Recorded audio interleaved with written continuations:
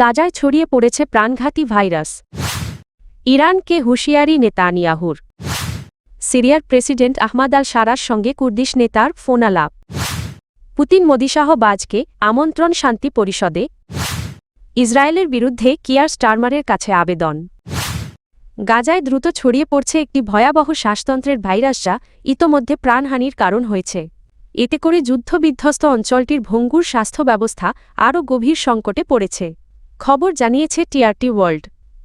গাজা সিটির আল শিফা মেডিকেল কমপ্লেক্সের পরিচালক ডার মোহাম্মদ আবু সালমিয়া জানান, শিশু, বয়স্ক ও দীর্ঘমেয়াদী রোগে আক্রান্ত ব্যক্তিরা সবচেয়ে বেশি ঝুঁকিতে রয়েছেন। তিনি বলেন, গাজা বর্তমানে নজিরবিহীন এক স্বাস্থ্য বিপর্যয়ের মুখোমুখি। স্বাস্থ্য কর্মকর্তারা ধারণা করছেন ভাইরাসটি ফ্লু বা করোনা ভাইরাসের সঙ্গে সম্পর্কিত হতে পারে। অপুষ্টি, দীর্ঘমেয়াদী মানসিক চাপ এবং টিকাদানের ঘাটতির কারণে সব বয়সী মানুষের মধ্যেই সংক্রমণ দ্রুত ছড়িয়ে পড়ছে। আক্রান্তদের মধ্যে দীর্ঘস্থায়ী জ্বর, শরীর ব্যথা, মাথা ব্যথা ও বমির উপসর্গ দেখা যাচ্ছে, যা অনেক ক্ষেত্রে নিউমোনিয়ায় রূপ নিচ্ছে। শীত ও স্যাঁতসেঁতে আবহাওয়ার মধ্যে তাঁবুতে গাদাগাদি করে বসবাস করা বাস্তুচ্যুত মানুষের জন্য পরিস্থিতি আরও বিপজ্জনক হয়ে উঠেছে। এদিকে গাজার হাসপাতালগুলোতে তীব্র ওষুধ ও চিকিৎসা সরঞ্জামের সংকট দেখা দিয়েছে।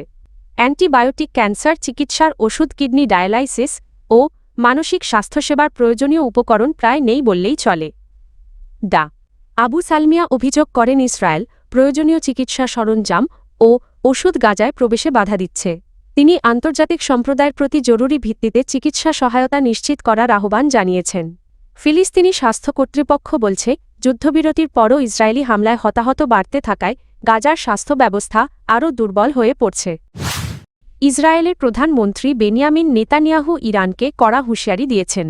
তিনি বলেছেন, ইসরায়েলের ওপর কোনো হামলা হলে ইরানকে এমন কঠোর জবাব দেওয়া হবে যা তারা আগে কখনো দেখেনি। সোমবার ইসরায়েলি পার্লামেন্ট নেসেটে দেওয়া বক্তব্যে নেতানিয়াহু বলেন, ইসরায়েল স্বৈরতন্ত্রের পথে যাচ্ছে এমন অভিযোগ ভিত্তিহীন। তিনি বলেন, সমালোচকদের উচিত ইরানের অভ্যন্তরীণ পরিস্থিতির দিকে নজর দেওয়া। উল্লেখ্য, গত বছরের শেষ দিক থেকে ইরানে অর্থনৈতিক সংকটের জেরে ব্যাপক বিক্ষোভ শুরু হয়, যা পরে সরকার বিরোধী আন্দোলনে রূপ নেয়। মানবাধিকার সংগঠনগুলোর দাবি, এসব সহিংসতায় প্রায় ৪,০০০ মানুষের মৃত্যু হয়েছে, যদিও তথ্য যাচাই কঠিন বলে জানানো হয়েছে। ইরান সরকার এই অস্থিরতার জন্য যুক্তরাষ্ট্র ও ইসরায়েলকে দায়ী করছে। গাজা প্রসঙ্গে নেতানিয়াহু বলেন, যুক্তরাষ্ট্রের মধ্যস্থতায় প্রস্তাবিত গাজা পরিকল্পনার দ্বিতীয় ধাপে তুরস্ক বা কাতারের কোনো নিরাপত্তা বাহিনী সেখানে মোতায়েন থাকবে না। তবে গাজার ভবিষ্যৎ শাসন ব্যবস্থা তদারকির নির্বাহী বোর্ডে দেশ দুটি অন্তর্ভুক্ত থাকবে। তিনি আরও বলেন, গাজা পরিকল্পনার দ্বিতীয় ধাপ বাস্তবায়নের প্রধান শর্ত হল হামাসকে নিরস্ত্র করা এবং গাজাকে পুরোপুরি সামরিক কার্যক্রম মুক্ত করা। এই লক্ষ্য শান্তিপূর্ণভাবে অর্জিত না হলে কঠোর পদক্ষেপ নেওয়া হবে। এর আগে যুক্তরাষ্ট্রের মধ্যপ্রাচ্য বিষয়ক দূত স্টিভ উইটকফ গাজা যুদ্ধ বন্ধে যুক্তরাষ্ট্র সমর্থিত উদ্যোগের দ্বিতীয় ধাপ শুরুর ঘোষণা দেন। ২০২৩ সালের ৭ই অক্টোবর থেকে শুরু হওয়া গাজা যুদ্ধে এখন পর্যন্ত ৭১,০০০-এর বেশি ফিলিস্তিনি নিহত এবং ১,৭১,০০০-এর বেশি মানুষ আহত হয়েছেন বলে জানিয়েছে সংশ্লিষ্ট কর্তৃপক্ষ। সিরিয়ার প্রেসিডেন্ট আহমাদ আল শারা ইরাকি কুর্দিস্তান ডেমোক্র্যাটিক পার্টি কেডিপি-এর নেতা মাসুদ বারজানির সঙ্গে টেলিফোনে আলোচনা করেছেন। সিরিয়ার রাষ্ট্রীয় সংবাদ সংস্থা সানা জানিয়েছে, আলোচনায় সিরিয়ার সাম্প্রতিক রাজনৈতিক ও নিরাপত্তা পরিস্থিতি নিয়ে মতবিনিময় হয়। এ সময় মাসুদ বারজানি প্রেসিডেন্ট আল শারা জারি করা ২০২৬ সালের প্রেসিডেন্সিয়াল ডিক্রি নম্বর ১৩ এর প্রশংসা করেন। ডিক্রিটিতে সিরিয়ার কুর্দিদের অধিকার ও বিশেষ মর্যাদা নিশ্চিত করা হয়েছে। এতে কুর্দিদের সিরিয়ার জাতীয় পরিচয়ের অংশ হিসেবে স্বীকৃতি, কুর্দি ভাষাকে আরবির পাশাপাশি জাতীয় ভাষার মর্যাদা, ১৯৬২ সালের বৈষম্যমূলক আদমশুমারি আইন বাতিল এবং কুর্দি বংশোদ্ভূত সকল নাগরিককে নাগরিকত্ব দেওয়ার বিধান রাখা হয়েছে। এছাড়া নৌরুজ ২১শে মার্চ জাতীয় ছুটি হিসেবে ঘোষণার কথাও রয়েছে। ফোনালাপে উভয় নেতা সিরিয়ার ঐক্য, সার্বভৌমত্ব ও স্থিতিশীলতা রক্ষার ওপর গুরুত্ব দেন। উত্তর সিরিয়ায় সরকারি বাহিনী ও সিরিয়ান ডেমোক্র্যাটিক ফোর্সেসের মধ্যে সাম্প্রতিক সংঘর্ষের প্রেক্ষাপটে এই আলোচনা বিশেষ তাৎপর্যপূর্ণ বলে মনে করা হচ্ছে। আল শারা সরকার কুর্দিসহ সব সম্প্রদায়কে অন্তর্ভুক্ত করে একটি ঐক্যবদ্ধ রাষ্ট্র গঠনের অঙ্গীকার পুনর্ব্যক্ত করেছে।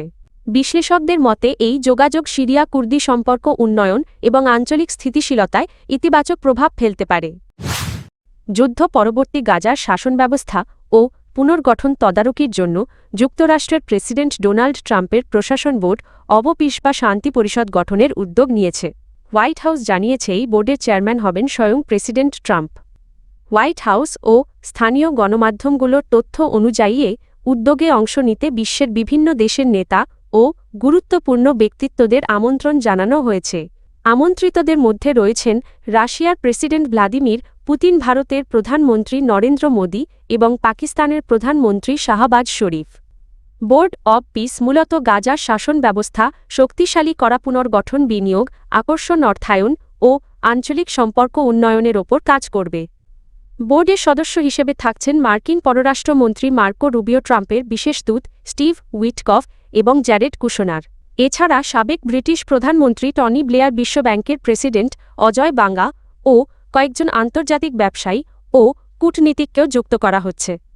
এর পাশাপাশি গাজা পরিচালনার জন্য টেকনোক্র্যাটদের নিয়ে গঠিত হচ্ছে national committee for the administration of Gaza. এই কমিটি জনসেবা, পুনরুদ্ধার, নাগরিক প্রতিষ্ঠান পুনর্গঠন এবং গাজার দৈনন্দিন জীবন স্বাভাবিক করার দায়িত্ব পালন করবে। কমিটির প্রধান হিসেবে থাকছেন ফিলিস্তিনি কর্তৃপক্ষের সাবেক উপমন্ত্রী ড আলী সাত। এছাড়া গাজা এক্সিকিউটিভ বোর্ড নামে আরেকটি পরামর্শমূলক পরিষদ গঠন করা হয়েছে। এতে যুক্ত হয়েছেন যুক্তরাষ্ট্র, ইউরোপ, মধ্যপ্রাচ্য ও জাতিসংঘের প্রতিনিধিরা। তুরস্ক, কাতার, মিশর, সংযুক্ত আরব আমিরাত সহ বিভিন্ন দেশের কূটনীতিক ও কর্মকর্তারা এতে অন্তর্ভুক্ত। গাজায় যুদ্ধবিরতি কার্যকর থাকলেও ইসরায়েলি সামরিক অভিযান অব্যাহত রয়েছে। এই প্রেক্ষাপটে ব্রিটিশ প্রধানমন্ত্রী কিয়ার স্টারমারের প্রতি ইসরায়েলের সঙ্গে সামরিক সম্পর্ক পুনর্বিবেচনার আহ্বান জানিয়েছেন যুক্তরাজ্যের সামরিক বাহিনীর 4 সাবেক ঊর্ধ্বতন কর্মকর্তা। তারা ইসরায়েলের কাছে অস্ত্র বিক্রি বন্ধ এবং সব ধরনের সামরিক সহযোগিতা স্থগিত করার দাবি জানিয়েছেন। আবেদনকারীরা হলেন অবসরপ্রাপ্ত brigadier John Deverell, lieutenant general Andrew Graham, major general Peter Currie এবং মেজর জেনারেল চার্লি হারবার্ট। সাবেক এই কর্মকর্তারা সতর্ক করে বলেন, গাজায় চলমান হামলার প্রেক্ষাপটে ইসরায়েলের সঙ্গে সামরিক সম্পর্ক বজায় রাখা যুক্তরাজ্যের নৈতিক ও আইনি অবস্থানকে প্রশ্নবিদ্ধ করতে পারে। এ দাবি এমন এক সময় এসেছে যখন ব্রিটিশ সেনাবাহিনী আগামী বছর ইসরায়েলি প্রতিরক্ষা প্রতিষ্ঠান এলবিট সিস্টেমসের যুক্তরাজ্য শাখার সঙ্গে প্রায় £2 বিলিয়ন মূল্যের একটি সামরিক প্রশিক্ষণ চুক্তি করতে যাচ্ছে। বিশ্লেষকদের মতে এই আবেদন যুক্তরাজ্যের প্রতিরক্ষা নীতি ও ইসরায়েল সম্পর্কিত অবস্থান নিয়ে নতুন করে বিতর্ক সৃষ্টি করতে পারে।